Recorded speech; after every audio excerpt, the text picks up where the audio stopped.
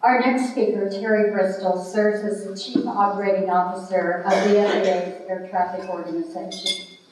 Like Administrator Elwell, Teri was no stranger to air traffic when she was appointed to this position 4 years ago.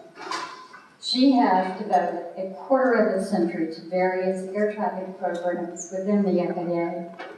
She is the first female COO of the FAA Air Traffic Organization. Not only is Teri responsible for leading an organization of over 30,000 employees and ensuring a safe and efficient air traffic operation, she's also actively involved and a little bit busy with other flying technologies such as drones and rockets. But Teri, we are so pleased that you could take time today to join us in honoring Trish and Gina. Please welcome Teri Bristol.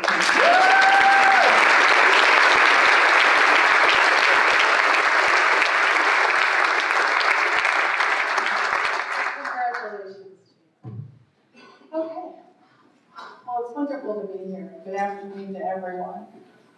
It's certainly an honor and a privilege to participate in honoring Patricia Gilbert. Now, I don't know anybody that calls her Patricia. We call her Trish. Trish's contributions to the aviation community and the profession of air traffic control are countless. She's a true professional and a role model to all, especially women. She's a wife, a mother of 2, and soon to be a grandmother in September. Yay!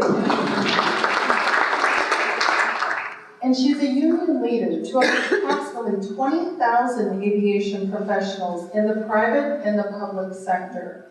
If that's not enough, Trish continues to give up her time to serve on many boards and committees, all of them dedicated to modernizing the national airspace system, improving aviation safety, in advancing the profession of air traffic control.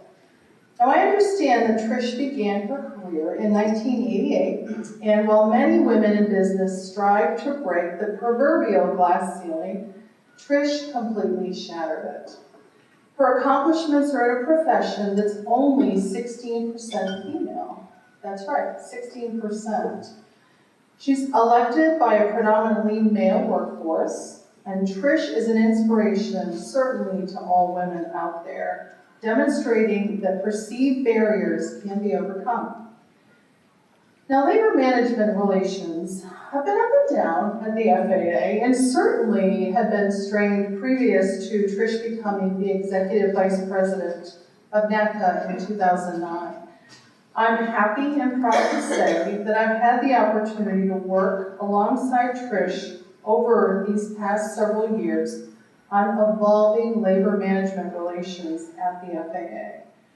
Since assuming a role as Executive VP, Trish has served as the first labor chairperson of the FAA's Labor Management Forum. And in this role, Trish provided leadership to 8 national unions. She also co-chairs the ATO and our NATCA Collaborative Steering Committee. It's a committee that works to proactively address challenges in the workplace and promote collaboration. She's laser focused on increasing professionalism in the workplace, and she's championed on behalf of NATCA what we know in the agency as the foundations of professionalism. It encompasses several initiatives that focus on safety and the human elements that play such an important role and part in the safety of our national airspace system. Programs like professional standards. Her fingerprints are all over this. Probably footprints too. Took a lot of work to get these done. But professional standards, it's a program that promotes the highest degree of professionalism and conduct through peer-to-peer coaching and resolution. Turn off, tune in. It's a program that proactively eliminates distraction in our operational areas of our ATC facilities. Fully charged. A program that provides employees and supervisors educations on the effects of fatigue. ACCEP. A program that embraces a safety culture, enabling identification and mitigations of hazards in the airspace system. And finally, respect. It's our newest program, and it supports a workplace that creates an environment of mutual dignity, support, and respect between all individuals that work to protect our national airspace system. So as a colleague, I have the highest respect for Trish. As a woman, I admire deeply what she has achieved, what she stands for, and how she does it all with such grace and dignity. Now, Trish is one of those individuals that doesn't need to speak loudly to be heard. And we all know that, those of us that work with her. She's persistent, in a good way. She's focused, and she's very measured. She is the real deal, the whole package. So congratulations, Trish. You're truly deserving of this honor.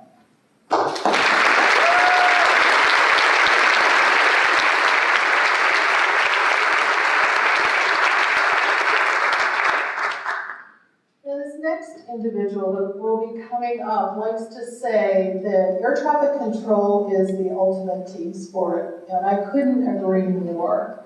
So I've got the honor of introducing my friend, my colleague, the president of NATCA, Paul Rinaldi.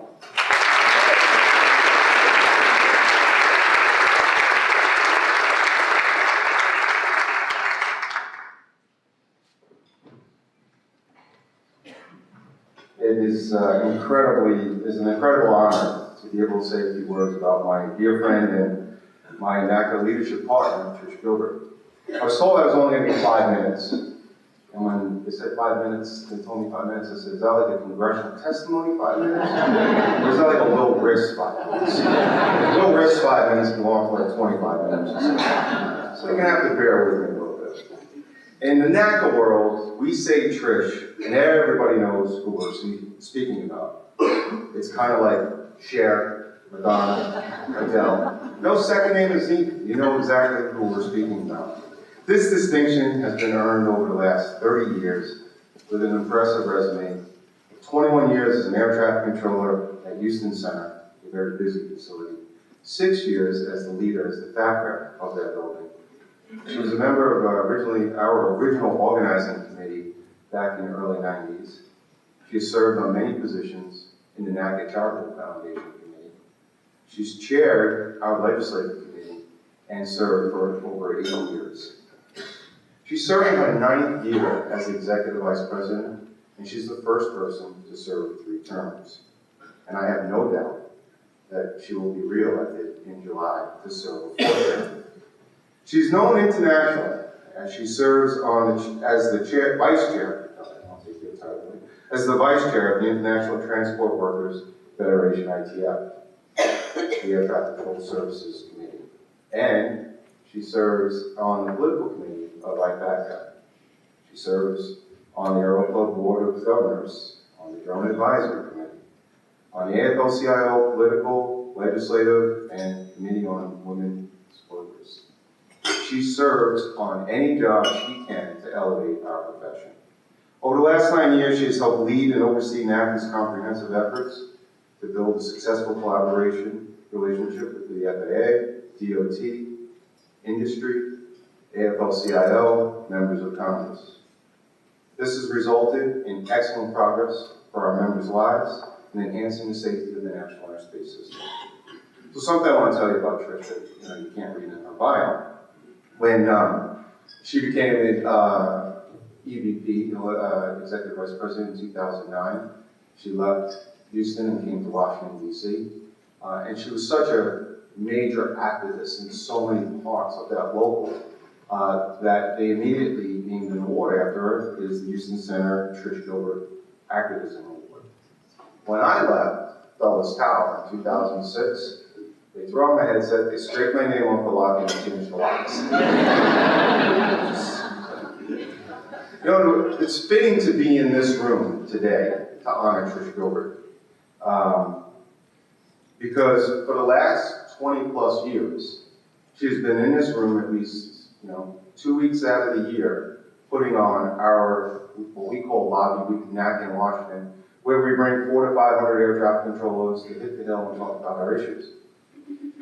And she's been on this stage talking about legislative issues, and it's pretty cool that she's getting recognized here. And after she left the legislative committee in 2009, as she became executive vice president, they decided to create an award for Trish. See that here? So in 2009, they created an award, it's the Trish Gilbert Legislative Activism Award, which is given out every year on this stage that we give out in her honor.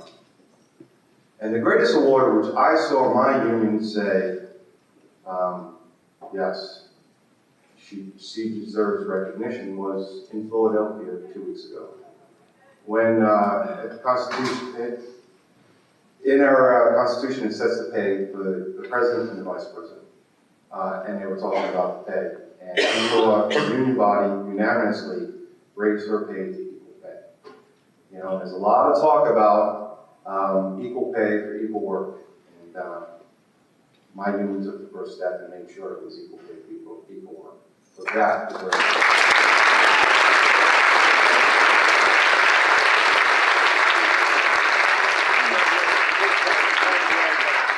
simply put, Trish Gilbert is an amazing individual. In a male-dominated profession, she has propelled through all the inherited institutional boundaries and has excelled at everything she tries to do. No task is too difficult, no challenge too daunting for Trish to take the lead on. She has elevated our union to the highest level and enhanced the safety of our national airspace system by always challenging the status quo. I personally believe there's nothing that she can't do. Except maybe sing like Sheriff and Trish is a spring into action type person. She's tough, she's ferocious, but she's also very compassionate. She will listen to you and she will understand your side of the story. No matter the challenge, from representing our members in all of her roles to representing the communities around our facilities and our NATCA Charitable Foundation, or to helping people in need when there is hurricanes, or floods or wildfires, she is truly a roll-up-your-sleeves, get-to-work type of person. Trish Gilbert has been truly an inspiring figure for aviation, certainly for NATCA, and in my own career. And she continues to lead by example. She acts as a mentor and a role model for all who seek to improve the national airspace system. And she's a special role model for all women in labor and in aviation. Over the last 30 years, she has elevated the life of every single one of our union members and has made the national airspace system safer. That's truly making the world a better place. So in closing, I am proud and honored to work alongside of Trish. I have seen firsthand every day her relentless dedication to aviation safety professionals and improving the lives of those who work in it. She's so richly deserving of this tremendous honor of having a scholarship in her name. It is wonderful to see the scholarship program, and I can't say enough good things about it, so congratulations to Trish Gilbert.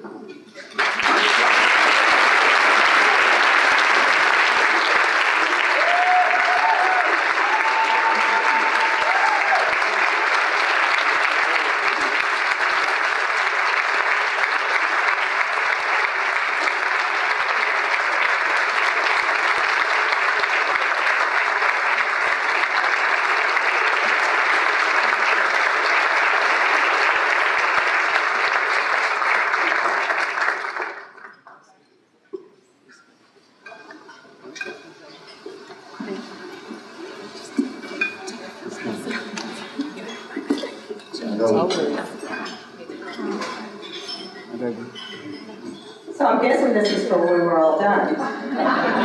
It almost seems like AAAE knows me. They give me a Prosecco so I can give a speech. That is so true to what, next thing, a dry martini should be coming up.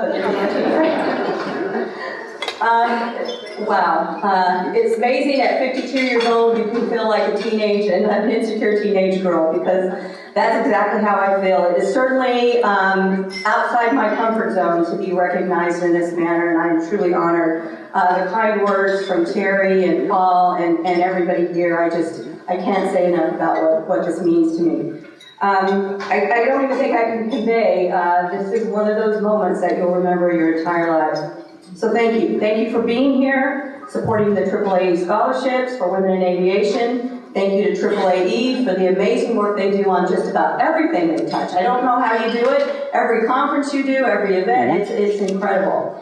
Thank you to the host committee and their honorary chair, the Daschle, the generous donors, and there are so many, my colleagues here from the United Kingdom and Canada, my fellow board members that have flown into DC to be here today, and air traffic controller friends from all across this country, my amazing NATCA staff that could be here today, and friends and colleagues from all of government, all corners of government and the aviation industry. Thank you for your donations and thank you for your attendance.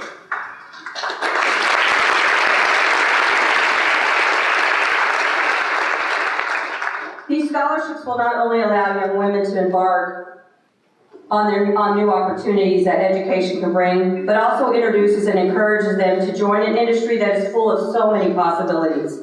I've been blessed to work in a profession that I've loved for 30 years now, with 21 of those years as a frontline controller at Houston Center. Paul mentioned that. 21 years, don't blink, it flies by like that.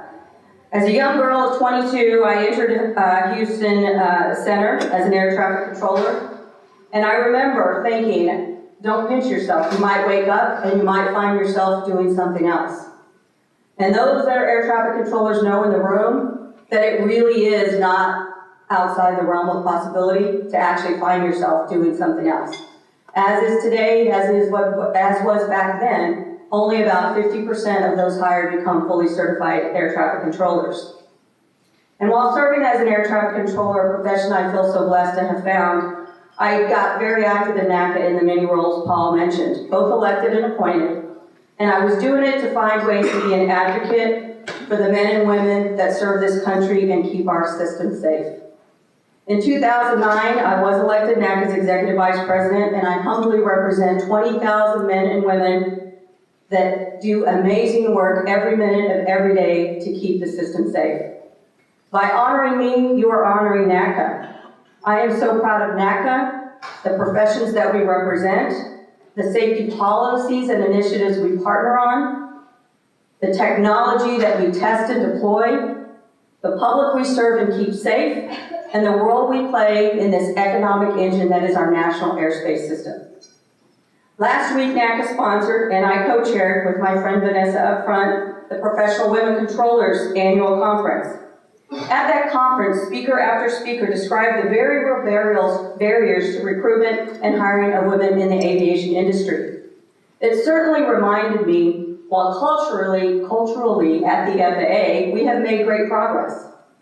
We still have a long way to go. From my first election as an area rep, where I lost, when the rhetoric in the campaign was, if you're going to elect Trish, you're truly electing her husband, who happened to be an area rep across the other side of the building, to now serving in one of the top elected positions in our union for 9 years now.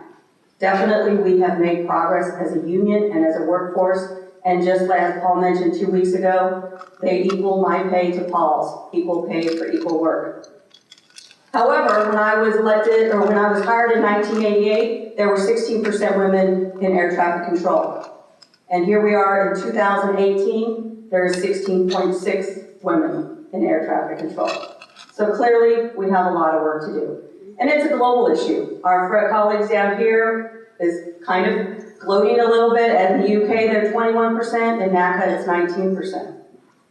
And I don't know why that is. The aviation industry is full of so many interesting and well-compensated careers where women can and do excel.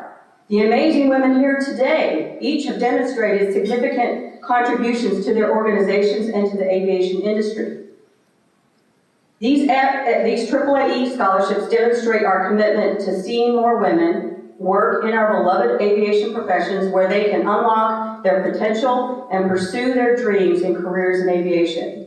I hope we can continue to empower women to join aviation professions, to get involved, to take on leadership roles, inspire future generations, and move our industries forward. It is humbling to join Linda Daschle and Gina, congratulations to join you, Gina Adams, in sharing the honor that we're having here today, that we has bestowed upon us today. It's humbling to be part of a STEM education scholarship program, especially that with regard that has to do with aviation. And having one of the 2 permanently endowed scholarships named in my honor is really hard to believe. Knowing though that that scholarship with my name on it is synonymous to naming it after the profession I love and the union that I love even more, NATCA. So thank you again, everyone, for being here. I am truly honored and blessed, and I think we get to have that toast here pretty soon. So let's get on with that.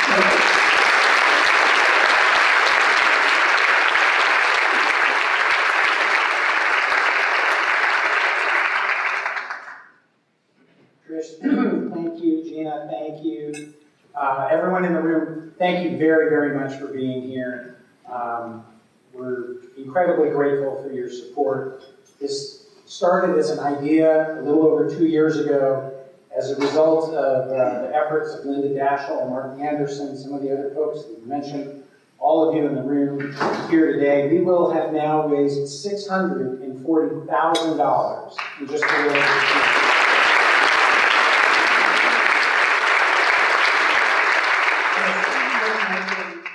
and Linda mentioned we now have permanently endowed, forever scholarships.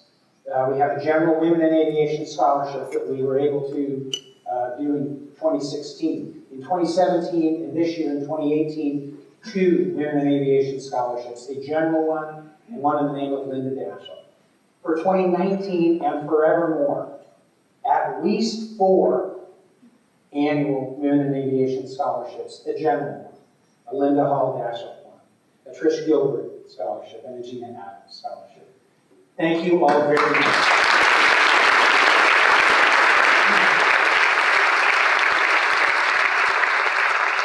I wouldn't presume to speak for everyone in the room, but I would just say this. Washington has become less bipartisan. It's become more polarized. It's harder to get things done. It's harder to make an impact. And we've stood that on its head today with this.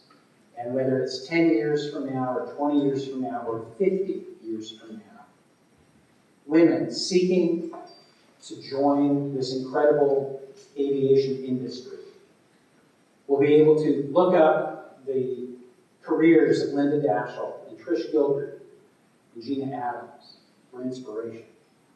And will join us, and we're feeding the pipeline of those future leaders.